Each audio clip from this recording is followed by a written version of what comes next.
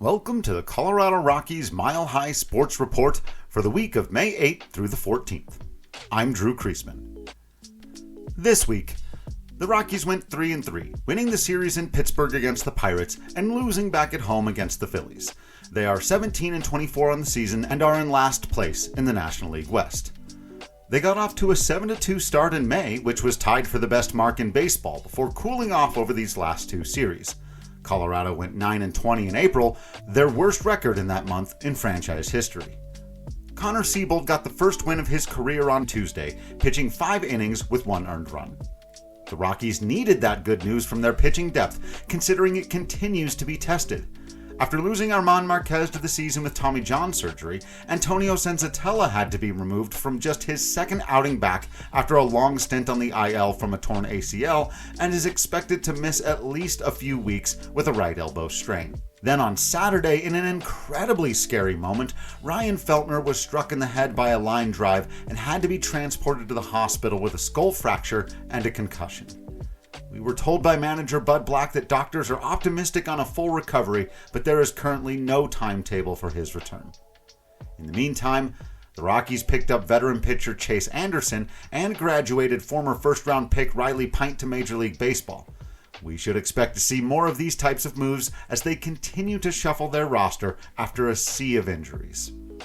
History in the making. With his win on Sunday afternoon, Kyle Freeland tied Pedro Estacio and John Gray for 7th on the Colorado Rockies all-time list at 53.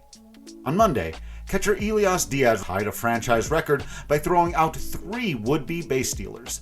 The last Rockies catcher to throw out 3 in a game was Yorvit Torrealba back on April 25, 2008 at Dodger Stadium. Diaz is tied for first in the majors with 9 catcher-caught stealings this season.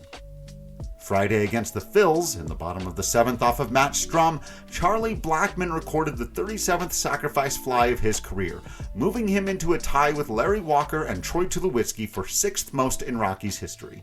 He needs 2 more to catch Carlos Gonzalez for 5th place. Todd Helton has a comfortable hold on 1st place with 93. Nolan Arenado is in 2nd at 50. Randal Grichuk hit safely in each of his first 7 games since coming off the IL, including multiple hits 4 times. It was the 7th time in franchise history that a Rockies player has begun his season with 3 straight multi-hit games. The first time since Mark Reynolds did so, April 3rd through the 5th, 2017. Grich is currently hitting a spicy .349, .417, .512 over 11 games.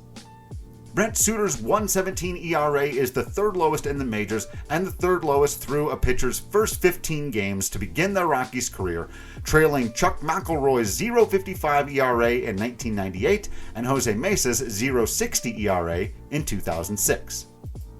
Jurickson Profar is currently sporting a 25-game on-base streak. This week in Rockies history. On May 8, 1994, the Rockies won their first 1-0 game in franchise history, beating the Padres at Jack Murphy Stadium. The Rockies scored their lone run in the top of the 9th on a bases-loaded walk by Mike Kingery, scoring Eric Young.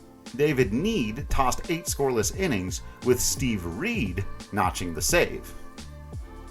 On May 9, 2001, Mike Hampton threw the 8th complete game shutout of his career and his only as a member of the Rockies in a 6-0 win over the New York Mets at Coors Field.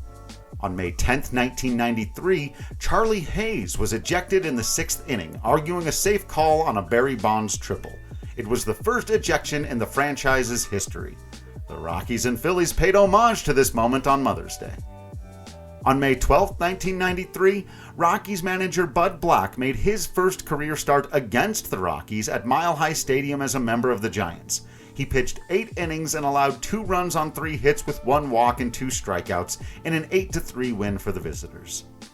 On May 13, 2003, one of the largest comeback victories in franchise history took place at Coors Field as the Rockies overcame a 7-0 deficit against the Mets, scoring 4 runs in the 7th and 5 in the 8th to win 9-8. Center fielder Preston Wilson went 2 for 4 with 3 RBI. Wilson recorded a franchise record 91 RBI before the All-Star break that year. The Rockies are now 12-18 all-time on Mother's Day, with their last win, before this Sunday, coming on May 12, 2019 against San Diego. Colorado is 5-7 all-time on Mother's Day at Coors Field. And on May 15, 2007, the Colorado Rockies were 16-23. They went on to win the National League. Thank you for watching, and thank you to the Colorado Rockies Communications Department for putting together daily notes and information where much of this research comes from. For everything Colorado sports, make sure you're following Mile High Sports, and I will see you next week.